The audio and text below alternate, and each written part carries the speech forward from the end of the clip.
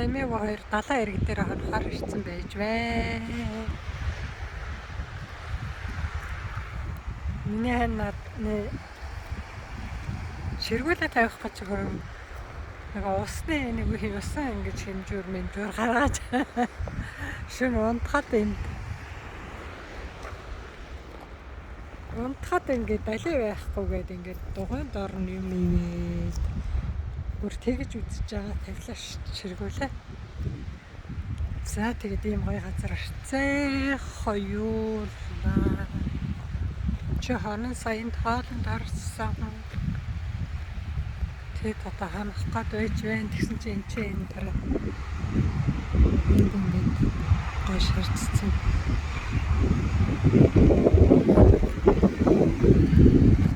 Жижигхэн байшингийн хажуудаар очиж. Илүү ингээд аяллаа тэргүүлэх бэ нөө энд одоо хонж болдог болцсон сайхан.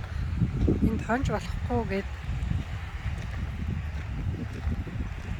тэмдэгтэй байсан. Тэрийг аваа хийсэн болохоор одоо энэ аяллаа тэргүү дүүрэн байна. За тэгээд энэ долсууд далаа усан дороод